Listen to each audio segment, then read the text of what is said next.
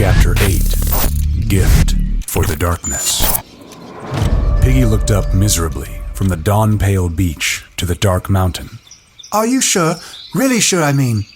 I told you 12 times now, said Ralph. We saw it. Do you think we're safe down here? How the hell should I know? Ralph jerked away from him and walked a few paces along the beach.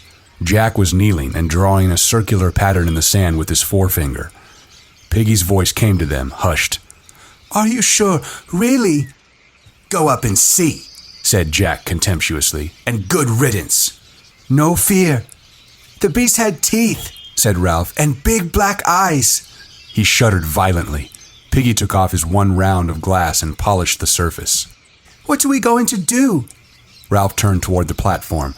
The conch glimmered among the trees, a white blob against the place where the sun would rise. He pushed back his mop. I don't know. He remembered the panic flight down the mountainside. I don't think we'd ever fight a thing that size. Honestly, we'd talk, but we wouldn't fight a tiger. We'd hide. Even Jack'd hide. Jack still looked at the sand. What about my hunters? Simon came stealing out of the shadows by the shelters. Ralph ignored Jack's question. He pointed to the touch of yellow above the sea. As long as there's light, we're brave enough. But then, and now that thing squats by the fire as though it didn't want us to be rescued. He was twisting his hands now, unconsciously. His voice rose. So we can't have a signal fire. We're beaten. A point of gold appeared above the sea, and at once all the sky lightened. What about my hunters? Boys armed with sticks. Jack got to his feet. His face was red as he marched away. Piggy put on his one glass and looked at Ralph. Now you've done it. You've been rude about his hunters. Oh, shut up. The sound of the inexpertly blown conch interrupted them. As though he were serenading the rising sun, Jack went on blowing till the shelters were astir and the hunters crept to the platform, and the little ones whimpered as they now so frequently did. Ralph rose obediently, and Piggy, and they went to the platform. Talk, said Ralph bitterly. Talk, talk, talk. He took the conch from Jack. This meeting, Jack interrupted him. I called it. If you hadn't called it, I should have. You just blew the conch. Well, isn't that calling it? Oh, take it. Go on. Talk. Ralph thrust the conch into Jack's arms and sat down on the trunk. I've called an assembly, said Jack. Because of a lot of things. First, now, we've seen the beast. We crawled up. We were only a few feet away.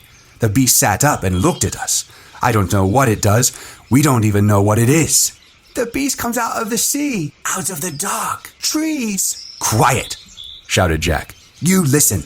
The beast is sitting up there, whatever it is. Perhaps it's waiting. Hunting. Yes, hunting. Hunting, said Jack. He remembered his age-old tremors in the forest. Yes, the beast is a hunter. Only, shut up. The next thing is that we couldn't kill it.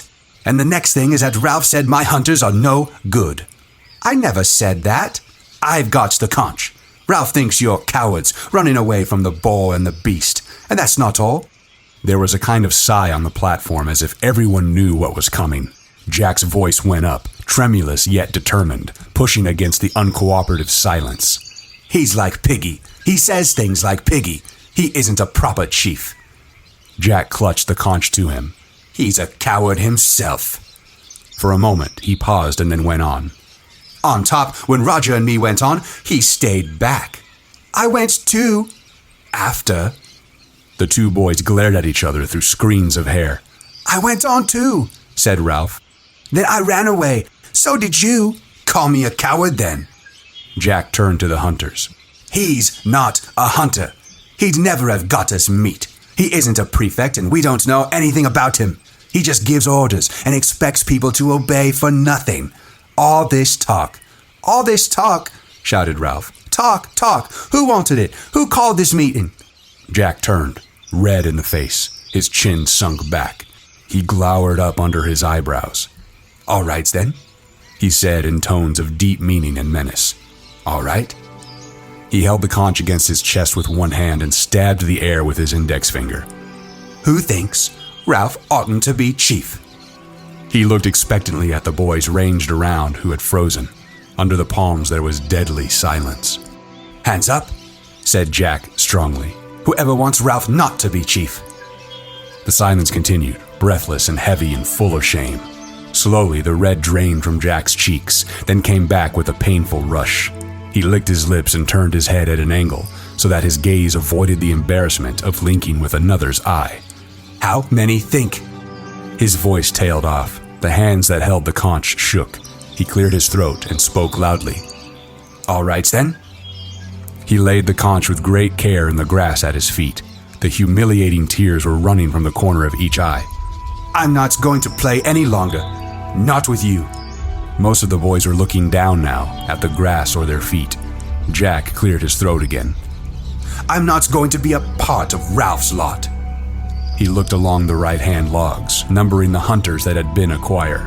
I'm going off by myself. He can catch his own pigs. Anyone who wants to hunt when I do can come too.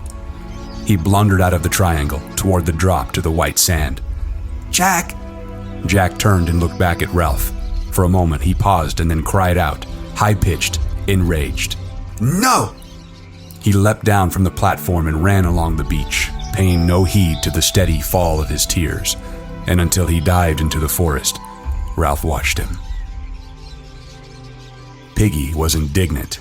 I've been talking, Ralph, and you just stood there like... Softly, looking at Piggy and not seeing him, Ralph spoke to himself. He'll come back. When the sun goes down, he'll come. He looked down at the conch in Piggy's hand. What? Well there. Piggy gave up the attempt to rebuke Ralph. He polished his glass again and went back to his subject. We can do without Jack Merridew. There's others besides him on this island, but now we really got a beast, though I can't hardly believe it. We'll need to stay close to the platform. There'll be less need of him and his hunting, so now we can really decide on what's what.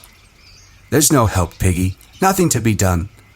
For a while they sat in depressed silence. Then Simon stood up and took the conch from Piggy, who was so astonished that he remained on his feet. Ralph looked up at Simon. Simon, what is it this time? A half sound of jeering ran around the circle, and Simon shrank from it. I thought there might be something to do. Something we... Again, the pressure of the assembly took his voice away.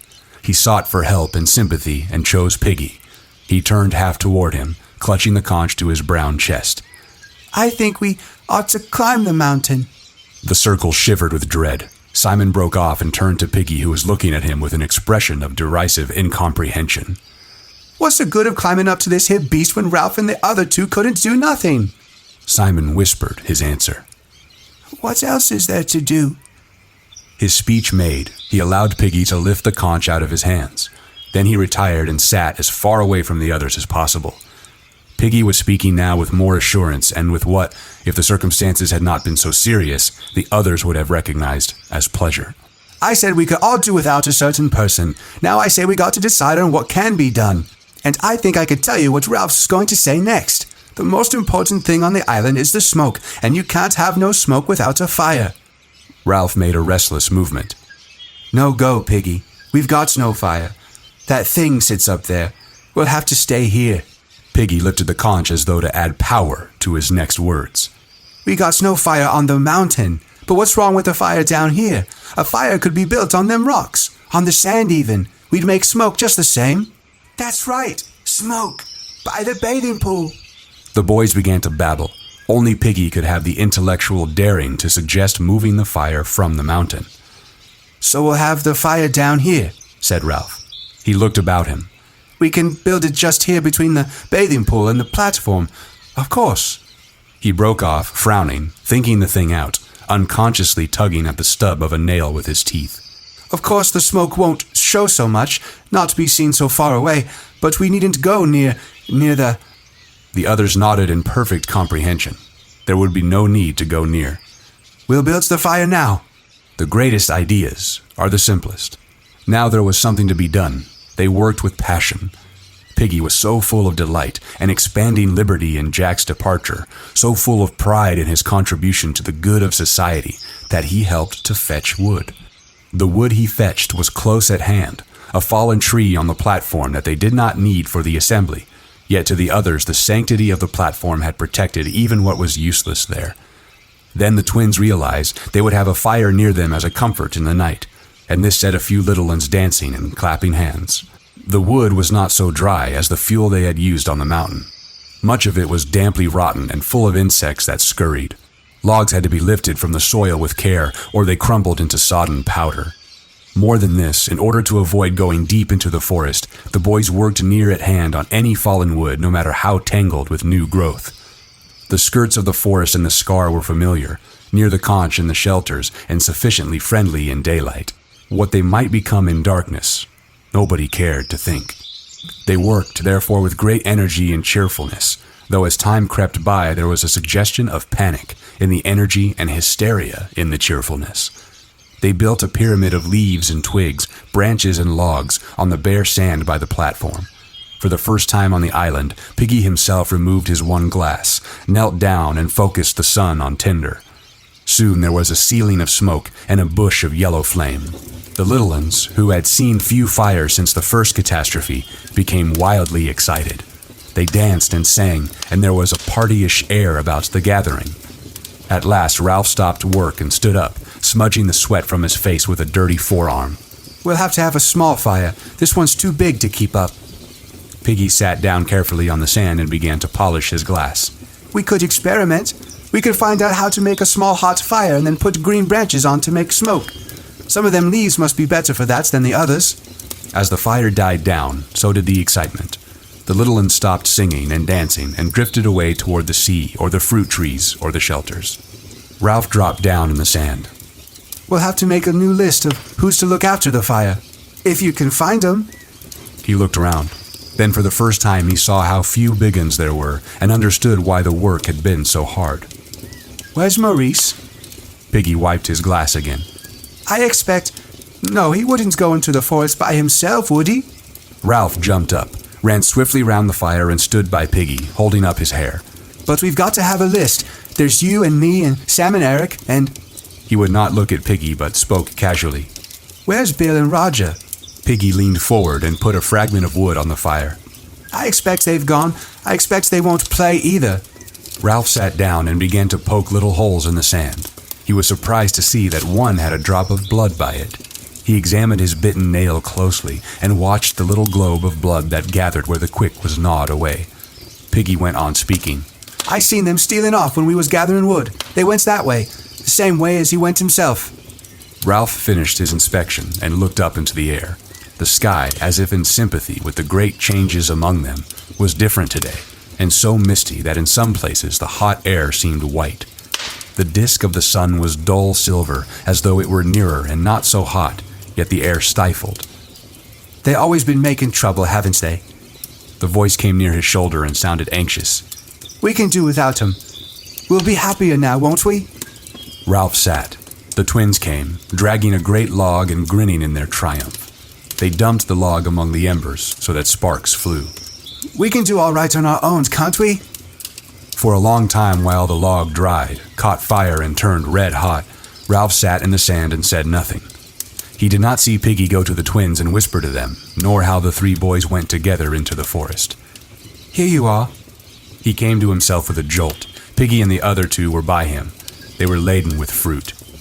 I thought perhaps, said Piggy, we ought to have a feast, kind of. The three boys sat down. They had a great mass of the fruit with them, and all of it properly ripe. They grinned at Ralph as he took some and began to eat. Thanks, he said. Then with an accent of pleased surprise, thanks. Do all right on our own, said Piggy. It's them that haven't no common sense, that make trouble on this island. We'll make a little hot fire. Ralph remembered what had been worrying him. Where's Simon? I don't know. You don't think he's climbing the mountain?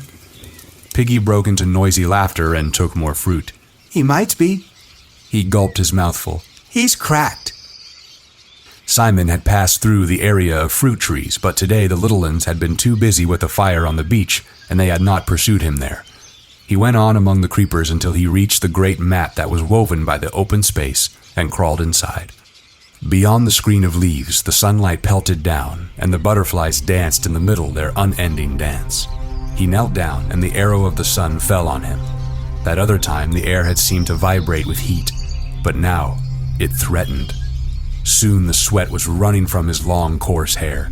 He shifted restlessly, but there was no avoiding the sun. Presently he was thirsty, and then very thirsty. He continued to sit. Far off along the beach, Jack was standing before a small group of boys. He was looking brilliantly happy. Hunting, he said. He sized them up.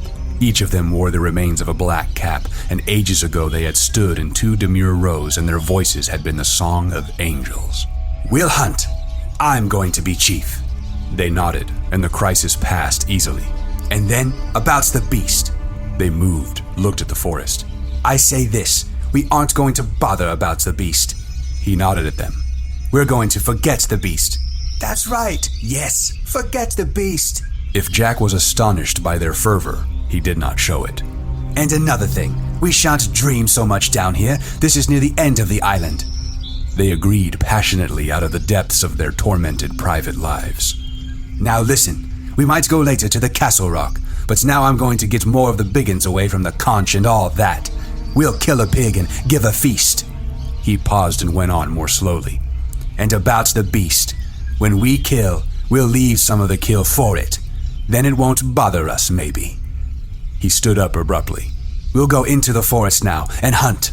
He turned and trotted away, and after a moment, they followed him, obediently. They spread out nervously in the forest. Almost at once, Jack found the dung and scattered roots that told of pig, and soon the track was fresh. Jack signaled the rest of the hunt to be quiet and went forward by himself. He was happy and wore the damp darkness of the forest like his old clothes. He crept down a slope to rocks and scattered trees by the sea. The pigs lay, bloated bags of fat, sensuously enjoying the shadows under the trees. There was no wind, and they were unsuspicious, and practice had made Jack silent as the shadows. He stole away again and instructed his hidden hunters. Presently, they all began to inch forward, sweating in the silence and heat. Under the trees, an ear flapped idly. A little apart from the rest, sunk in deep maternal bliss, lay the largest sow of the lot. She was black and pink, and the great bladder of her belly was fringed with a row of piglets that slept or burrowed and squeaked. 15 yards from the drove, Jack stopped, and his arm, straightening, pointed at the sow. He looked around in inquiry to make sure that everyone understood, and the other boys nodded at him. The row of right arms slid back. Now! The drove of pigs started up, and at a range of only 10 yards, the wooden spears with fire-hardened points flew toward the chosen pig. One piglet, with a demented shriek, rushed into the sea, trailing Roger's spear behind it. The sow gave a gasping squeal and staggered up, with 2 spears sticking in her fat flank. The boys shouted and rushed forward. The piglets scattered, and the sow burst the advancing line and went crashing away through the forest. After her! They raced along the pig track, but the forest was too dark and tangled, so that Jack, cursing, stopped them and cast among the trees. Then he said nothing for a time, but breathed fiercely, so that they were awed by him and looked at each other in uneasy admiration. Presently, he stabbed down at the ground with his finger. There! Before the others could examine the drop of blood, Jack had swerved off, judging a trace, touching a bough that gave. So he followed, mysteriously right and assured, and the hunters trod behind him. He stopped before a covert. In there! They surrounded the covert, but the sow got away with the sting of another spear in her flank. The trailing butts hindered her, and the sharp, cross-cut points were a torment. She blundered into a tree, forcing a spear still deeper, and after that any of the hunters could follow her easily by the drops of vivid blood. The afternoon wore on, hazy and dreadful with damp heat. The sow staggered her way ahead of them, bleeding and mad, and the hunters followed, wedded to her in lust, excited by the long chase and the dropped blood. They could see her now, nearly got up with her, but she spurted with her last strength and held ahead of them again. They were just behind her when she staggered into an open space where bright flowers grew and butterflies danced around each other, and the air was hot and still. Here, struck down by the heat, the sow fell, and the hunters hurled themselves at her. This dreadful eruption from an unknown world made her frantic.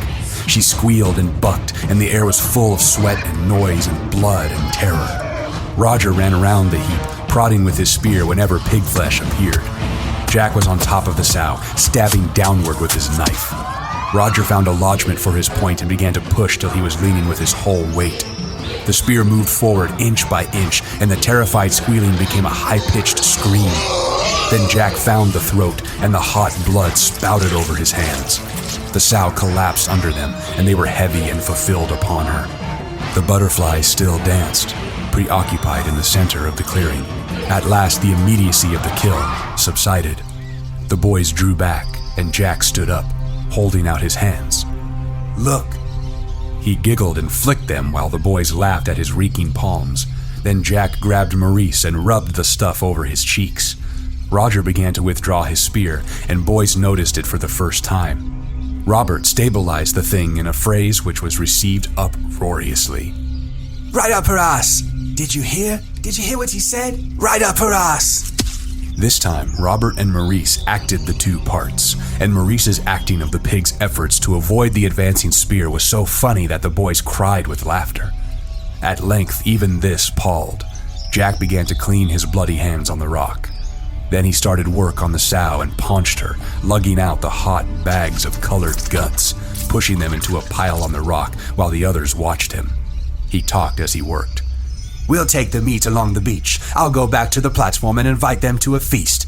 That should give us time. Roger spoke. Chief? How can we make a fire? Jack squatted back and frowned at the pig. We'll rage them and take fire. There must be 4 of you, Henry and you, Robert and Maurice. We'll put on paint and sneak up. Roger can snatch a branch while I say what I want. The rest of you can get this back to where we were. We'll build the fire there, and after that... He paused and stood up, looking at the shadows under the trees. His voice was lower when he spoke again. But we'll leave part of the kill for... He knelt down again and was busy with his knife. The boys crowded around him. He spoke over his shoulder to Roger. Sharpen a stick, at both ends. Presently he stood up, holding the dripping sow's head in his hands. Where's that stick? Here. Ram one end in the earth. Oh, it's rock. Jam it in that crack. There. Jack held up the head and jammed the soft throat down on the pointed end of the stick, which pierced through into the mouth. He stood back and the head hung there, a little blood dribbling down the stick. Instinctively, the boys drew back too, and the forest was very still. They listened, and the loudest noise was the buzzing of flies over the spilled guts. Jack spoke in a whisper. Pick up the pig. Maurice and Robert skewered the carcass, lifted the dead weight, and stood ready. In the silence and standing over the dry blood, they looked suddenly furtive. Jack spoke loudly. This head is for the beast. It's a gift. The silence accepted the gift and awed them. The head remained there, dim-eyed, grinning faintly, blood blackening between the teeth.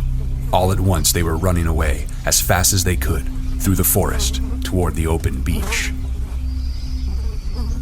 Simon stayed where he was, a small brown image concealed by the leaves. Even if he shut his eyes, the sow's head still remained like an after-image. The half-shut eyes were dim with the infinite cynicism of adult life. They assured Simon that everything was a bad business. I know that. Simon discovered that he had spoken aloud. He opened his eyes quickly, and there was the head grinning amusedly in the strange daylight, ignoring the flies, the spilled guts, even ignoring the indignity of being spiked on a stick. He looked away, licking his dry lips. A gift for the beast. Might not the beast come for it? The head, he thought, appeared to agree with him. Run away, said the head silently. Go back to the others. It was a joke, really. Why should you bother? You were just wrong, that's all. A little headache, something you ate, perhaps. Go back, child, said the head silently. Simon looked up, feeling the weight of his wet hair, and gazed at the sky. Up there, for once, were clouds, great bulging towers that sprouted away over the island, gray and cream and copper-colored. The clouds were sitting on the land. They squeezed, produced moment by moment this close, tormenting heat. Even the butterflies deserted the open space where the obscene thing grinned and dripped.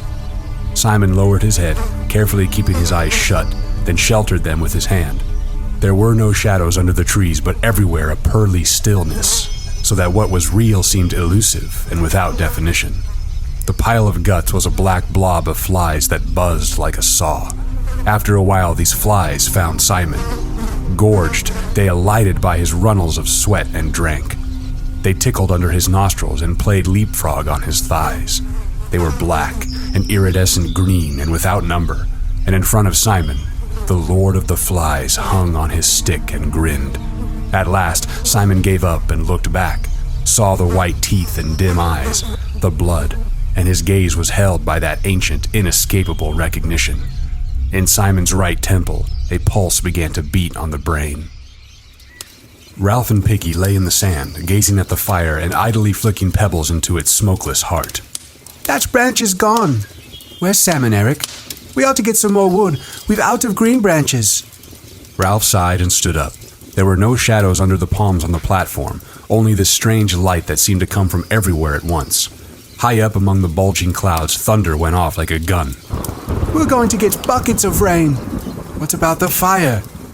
Ralph trotted into the forest and returned with a wide spray of green which he dumped on the fire. The branch crackled, the leaves curled, and the yellow smoke expanded. Piggy made an aimless little pattern in the sand with his fingers. Trouble is, we haven't got enough people for a fire. You got to treat Sam and Eric as one turn. They do everything together. Of course. Well, that isn't fair. Don't you see? They ought to do 2 turns.